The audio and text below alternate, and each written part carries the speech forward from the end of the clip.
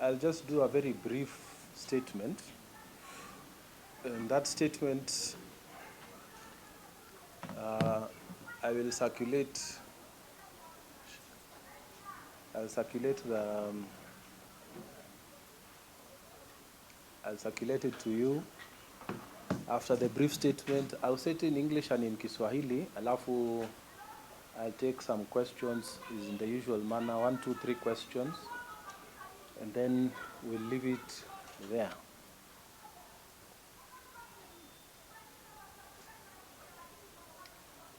So, I have today the 23rd September 2024 filed a motion of censure against the holder of the office of the Deputy President of the Republic of Kenya. I am motivated to file this censure motion against the holder of the office of the Deputy President of the Republic of Kenya because of conduct and becoming of that office. The Constitution of Kenya demands that the holder of the office of the Deputy President will be a national figure. The Constitution of Kenya defines in Article 260 that the President, the Deputy President, and several other officers are state officers. State officers are bound by the oath of office they take and the values that are stipulated in the Constitution, Article number 10. National values include preaching unity. National values include non-discrimination. The Deputy President of the Republic of Kenya has been conducting himself as if he belongs to only one region of the Republic of Kenya, to the exclusion of other regions of the Republic of Kenya, to the exclusion of other counties such as Tana River County in the Republic of Kenya. So this is a censure motion which I have filed today with the office of the Speaker of the Senate. They will process it. Once we get approval, we shall table it before the House, give notice of the motion, and debate the censure motion against the holder of the office of Deputy President of the Republic of Kenya. Censure motion is different from an impeachment motion. Kenyans must know, at the Senate, when a deputy governor or a governor has been impeached by the county assembly, the Senate sits as a court to affirm or reject the impeachment. When a president or a deputy president has been impeached by the National Assembly, the Senate again sits as a court to accept or reject the impeachment that will have gone on at the National Assembly. So these are two different processes. A censure motion is a debate from the Senate to strongly show disapproval in the manner in which the current holder of that office is conducting himself. We want to remind him in the Senate that he is the Deputy President of the Republic of Kenya, and he must carry himself in that manner. I have a copy of this motion which I have submitted today. I will share it with the rest of you. If you have any questions, I'll be willing to take them. Kwa ufupi, leo asubuhi hii mimi Senator Danson Mungatana wa Tana River County, nimepeleka hoja kwa ofisi ya Speaker wa bunge la Senate, na hoja hii ni kuhusu namna ya ambaye anashikilia ofisi ya makamu wa rais katika Kenya saa hii anavyoendeleza shughuli zake. Ninataka tuyazungumze kama wabunge wa Senate kwamba je, hivi tunavyoendelea ni sawa? Makamu wa rais wa Kenya wanafaa wafanye hivi, kwamba ukitoka sehemu ya pwani basi wewe ni kupigania pwani peke yake na wengine wote wasahauliki. Wewe ukitoka sehemu ya Northeastern ama jimbo la Ufa ama Nairobi, kazi yako wewe ni kuzungumza na kutembea na kufanya mambo hapo, sio Kenya mzima. Na tunataka tuongee, je, hivi kunavyoendelea sasa ni sawa? Hii oath of office ambayo alichukua, je, makamu wa rais ambaye ameshikilia sahihi hiyo nafasi, je, anafanya kulingana na matarajio ya katiba ya Kenya? Hii ndiyo maswali ambayo tunataka tukayaongee mbele ya wabunge wa Senate na Kenya mzima isikize. Na hii sio hoja ya kufukuza makamu wa rais kwa ofisi. Kuna tofauti. Hoja ya kufukuza gavana ama makamu wake kutoka kwa ofisi inapitishwa na wabunge wa County Assembly, kisha inaletwa kwa Senate kukubaliana na wao ama kukataa.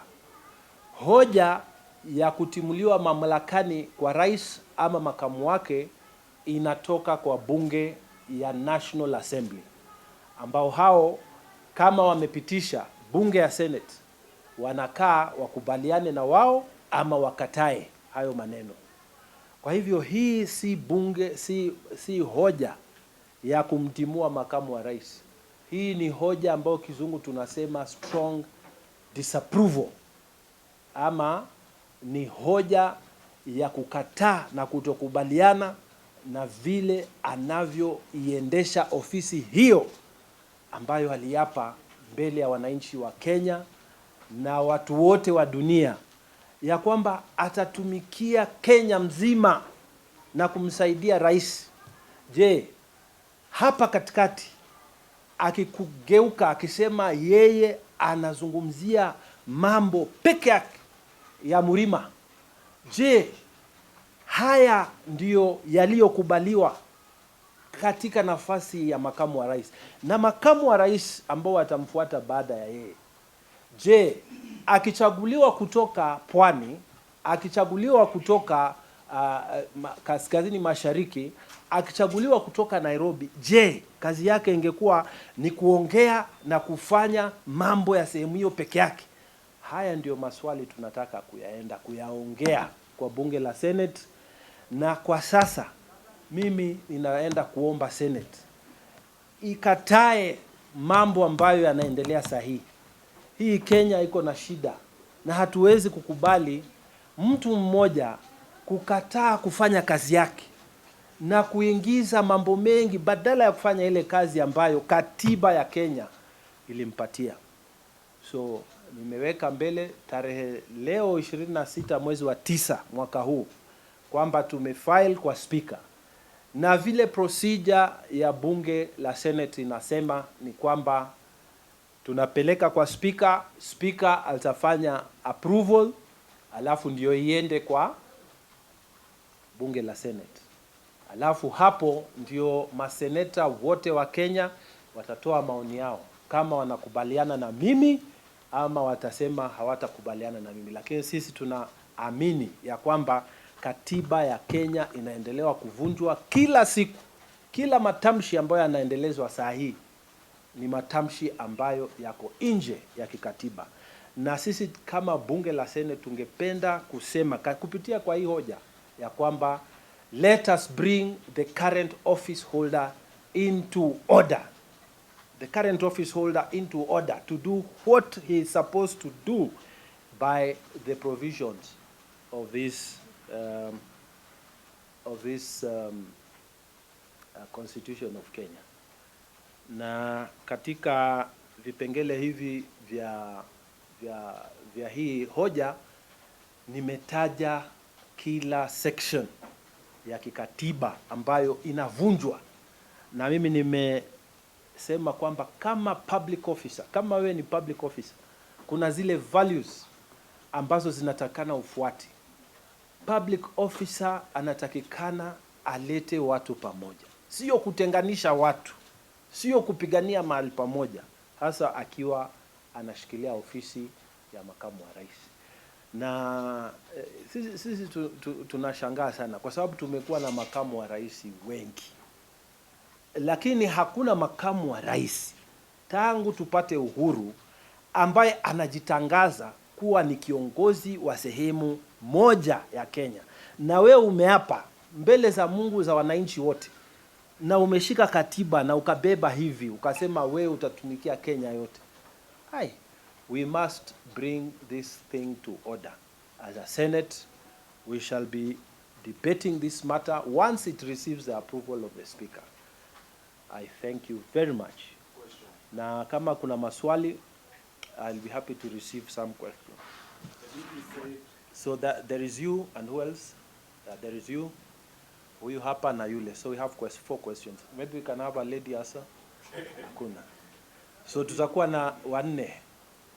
Yes, you can tell me your name, please. Asante. The DP said no motion or bill that touches on him will be filed before Parliament without the President's approval. Yes. Has this been approved by the President? Okay, next question. My question is, do you support yours is a censor motion? Yes. Do you encourage your colleagues in the other house to bring forward an impeachment motion? Okay, the other question? Yes. Point of information, maybe you can tell me what are the consequences of the censure? Okay, the other one? Mr. Ronald Reagan. Yes. Very good. Wakenya wanauliza, kumekuwa pia na hisia mbalimbali katika mitandao ya kijamii. Wanasema masuala ambayo tunayashuhudia ambayo naibu rais anayatekeleza sasa hivi, kila ambacho anakisema anasema the same script ambayo tuliona wakati wa Rais William Ruto, na ilikuwa ni mbinu ya kutafuta mnaita sympathy votes ambazo walikuwa wakizisaka. Hii inaweza kuwa ni mbinu na njama ya serikali haswa mwanzo kutoa Wakenya kwa vile vitu ambavyo vinawahusu kama vile mchakato mzima ambao unaendelea wa Adani JKIA. Kuna masuala mengi ambayo yamekuwa yanajiri. Hii ni njia ya kudivert attention ya Wakenya. Ndio baadhi ya masuala ambayo Wakenya wanataka kujua kwa sasa. Okay, so and if I forget, you just remind me. Lakini pale Chacha ametuuliza, as a president, the deputy president has said that every motion that touches on him must come from the president. Surely, as a senator, I have the capacity to bring any motion, any legislative proposal, any bill before the House, and we seek a debate, and it is either confirmed or rejected. Now, but from a practical point of view, I am the head of delegation of Pan-African Parliament in Kenya. This is the African Parliament. And we have just come yesterday from a session in Johannesburg. So I have had no opportunity at all to meet or discuss with His Excellency the President. And I'm also given to know that he's outside the country. So even from a practical point of view, it is not possible that we could have met or discussed anything. So that is a no. This is a thing that I'm doing because as a senator I am unhappy, and we need to bring the politics of this country to order. The next question was, hebu nikumbushe, my friend was there. Whether? Yes, sir.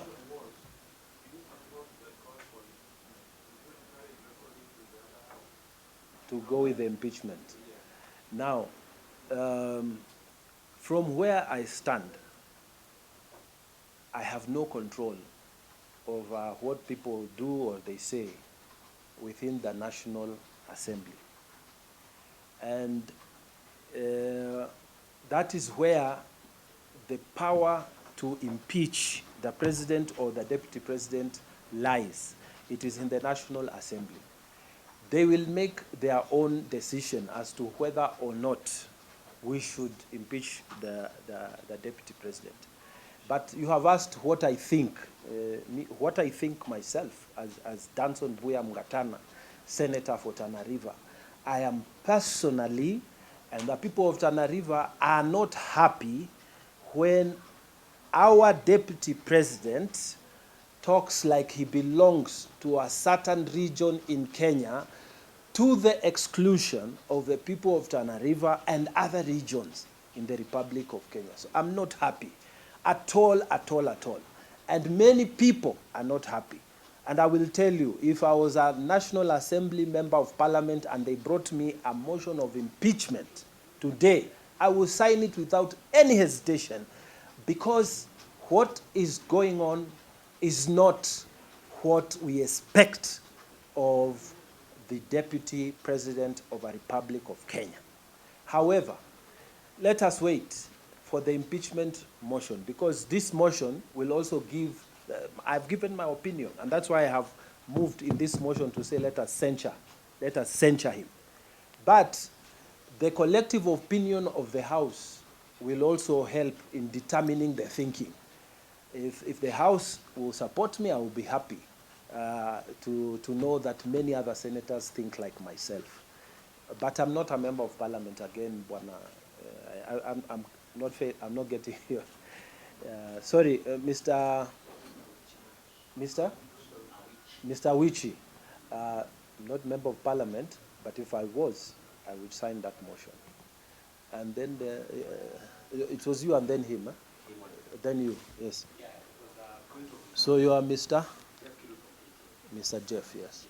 And my question was just shed the light on what are the consequences of a censure. Okay, thank you for reminding me. Bwana Kirui, we operate a system of governance similar to the one in the United States. And in the United States, we also have censure motions and impeachment motions.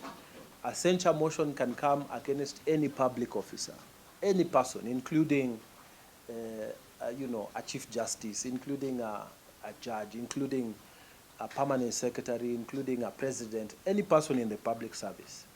A motion of censure can be brought against them.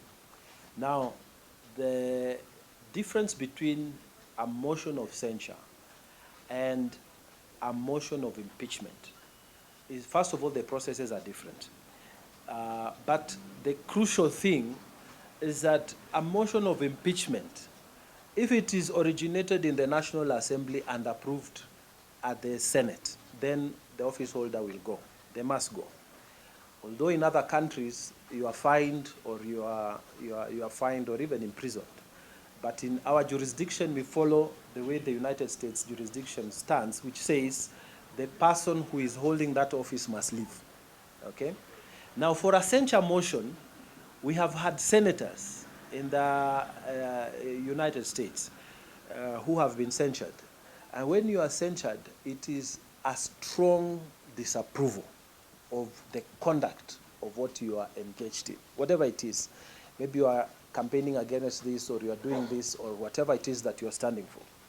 So you will not be removed from office, but the House can decide. Now we have censured you, what next?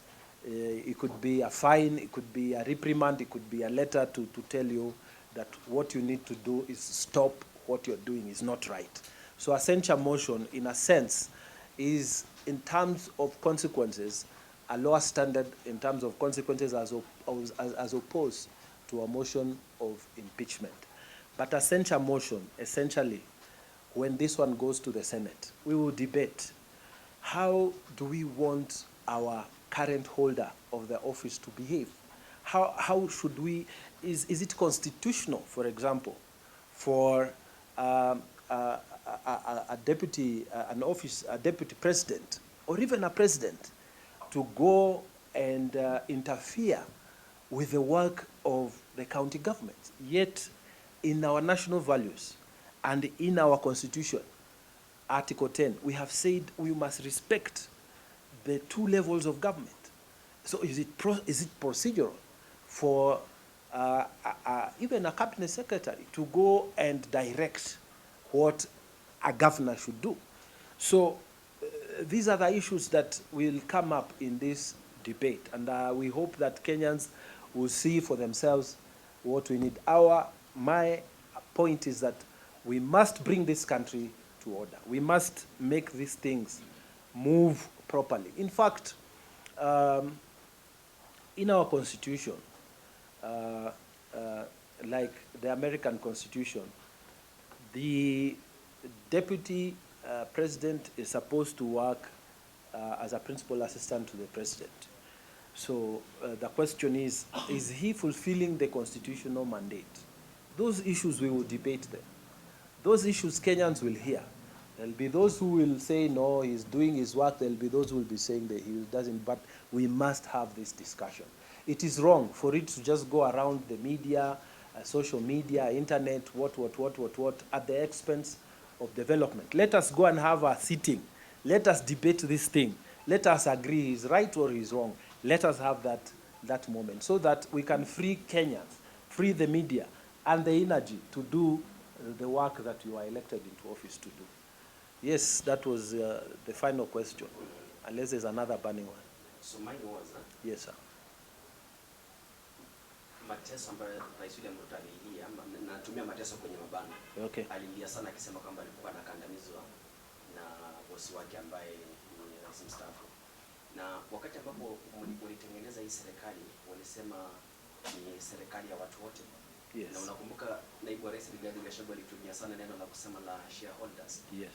Na katika kampeni zake kutembea kwake, angalia wakati ambapo amekuwa anazunguka hadi leo hii, anasema kwamba wao ndio walimpigia Rais William Ruto kura kwa wingi zaidi. Yes. Ili hali watu ambao wamepatiwa viti haswa katika nafasi za viti vya mawaziri ni watu wanatoka maeneo ambayo hawakumpigia Rais William Ruto kura. Yes.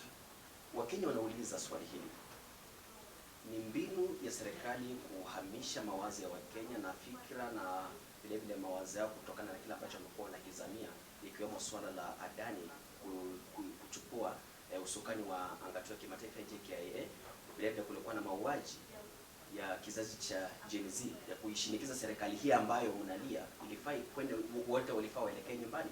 Kwa hivyo swali la Wakenya ni hili. Ni mbinu ya serikali vile vile Rais William Ruto anaitumia kumtumia Rigathi Gachagua kama naibu wake kutosha Wakenya waondokee masuala ambayo yanawahusu. You know, ulipoanza hiyo swali ilikuwa inaenda vingine, lakini mwisho swali imekuwa ni nyingine. But let me try and give you my thoughts as Danson Mungatana, Senator of Tana River. Ya kwanza,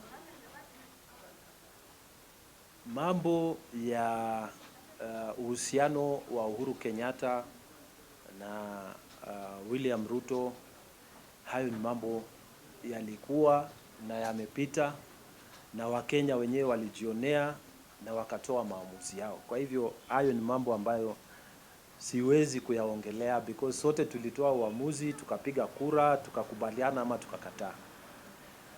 Mimi lile ninaongelea sahihi ni kwamba huyu ni makamu wa rais ambaye amepewa nafasi na amechukua oath, yani ameapa mbele za Mwenyezi Mungu kufanya kazi kama vile katiba inasema, na vipengele vya kikatiba nimevitaja hapa. Je, kuna haki hapo utoke hapa useme sasa mimi ninapigania haki ya hapa? Unaona, utoke kwa nchi mzima uende kwa kijiji useme mimi ndio wa hapa, na sisi ambao tuko nje ya hapo tunasema ni makosa, na tunasema tena ni makosa. Tunasema sisi kama watu wa Tana River tuna haki ya huyo makamu wa rais pale alipo kututumikia pia sisi. So hiyo ni na ile mambo ya William Ruto na Uhuru Kenyatta sikumbuki, si pengine akili nimepotea, nimekuwa mzee siku hizi, lakini nitasema hivi, sikumbuki wakati ambapo jamaa makamu wa rais wakati huo alisimama akasema mimi napigania sehemu hii, so haki zetu ndio hizi. Na sikumbuki mbunge ama senator yote alipotoka kule kulalamika ninavyolalamika mimi sasa kuwa kuna discrimination ama kugawanya watu. Na ile kusema kwamba, ambalo ni swali lako pia, kwamba pengine hii ni njama ya kuondoa akili za Wakenya kwa mambo ya shida ambazo wanazipata kama Adani na kupeleka mawazo yao mahali pengine, mimi naona kwamba hayo ni mambo tofauti, kwa sababu mimi mwenyewe nimetoa statement na nimesema kwa mitandao ya kwamba mambo ya Adani yafuatiziwe na Senate Committee inafuatizia na inachunguza hayo maneno. Kwa hivyo siamini ya kwamba mtu anaweza kusema na aseme kuwa ni kweli ya kwamba we nenda ukaharibu siasa hivi ukaseme hivi na hivi ili watu wasahau mambo ya Adani. Mambo ya Adani waziri anayehusika anafuatiziwa na Senate. Najua nilipokuwa Afrika Kusini aliitwa mbele na aliulizwa bwana Chirchir na alijieleza, na watu hawakutosheka, na nafikiri anaitwa tena kuja kujieleza kuhusu hiyo program. So hiyo project na mambo ingine ambayo yanahusika na shida za wananchi zinaendelea, na hii ingine ambayo tunaona ni shida ambayo inatukoroga sote inaendelea. So I don't see a correlation between those two. Those are two different matters that are being followed separately and are being processed separately at the level of Senate. I think I would like to finish there. Yes, sir. Yes, sir. Yes, sir. Yes.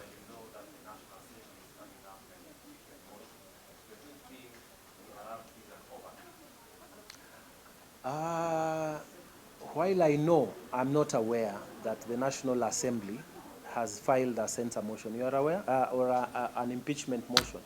Are you aware of that? Has it come? No, has it come to you? Have you seen it? So maybe it is there, maybe it's not there, maybe it is there, maybe it's not there. But Vincent, from my point of view, as a senator of Tana River, I'm aggrieved that my deputy president has decided that against the oath of office he took, he will only fight and focus for the people around where he was born. And this discussion, we must have it. What is going on, Vincent, is wrong. And people must, and this is not political, by the way. This is not political. Even me, if my people feel that as a senator of Tana River or whatever position I'm holding, that you are only doing for one area and not the rest, I have a reason to complain. Me, I am honestly complaining that there's something wrong going on. And I'm not dwelling on deeper issues like should we have a deputy president at all? You know, should we have deputy governors at all? You know, those are issues that we need also to think about. Because I used to be an assistant minister in governments past. And at some point, the constitution came and said, people were saying, no, we don't want to have assistant minister. We could not imagine how a minister can run the ministry without the help of the deputy ministers. But then look, it has worked. The current cabinet secretaries are functioning without the help of the deputy ministers. In fact, all the attempts of bringing chief administrative secretaries have been rejected, and we are going on. So sometimes in the next constitutional dispensation, we must ask ourselves intellectually these questions, that do we actually need that position of a deputy governor or a deputy president at all? Because and I'm speaking intellectually, and you can see even my press conference here, I am provoking Kenyans into thinking, do we actually need it? Or is it just that we are used to that position? Now, if the issue is that a deputy governor, he's supposed to, in case the governor goes or is incapacitated, he's supposed to take over. What if we said the judge who is presiding over the county or the nearest judge there can hold office as we prepare for an election? What is wrong with that? And if it is a deputy president, what if we say, in the next constitutional dispensation, we do away with this position which is causing us manenos, and then we say, what if, in the event of incapacity of the president, that the Chief Justice of the Republic of Kenya, who is a political, he does not have any political, he's not from a political party or anything, holds that office and prepares for the general election? We will not be having all these pressures, you know? So Vincent, I want you to, and you are a senior reporter because we've been around with you for many years, I want you also to help Kenyans to see where we are going. Is this constitution really helping us, you know, that once you are elected as a deputy president or a deputy governor, you start thinking, I'm a co-governor or I'm a co-president. Are we doing the right things? So there are all these questions, Vincent, that I think Kenyans should start looking at. But those are discussions for another day. What I'm saying today, and Vincent, I am completely persuaded that what is going on is wrong. If I'm just to hazard, and I'm not in the mind of President Ruto, yeah? I'm not in the mind of any governor in this republic. I'm not even a governor. But if I was a governor today, if I was a president today, there's an area where I was born, I would want to do more for that area. But I would never, as a governor or as a president, stand in front of people and say, this area, I am fighting for this area. What happened to the office, oath of office that you took? What happened to the Constitution?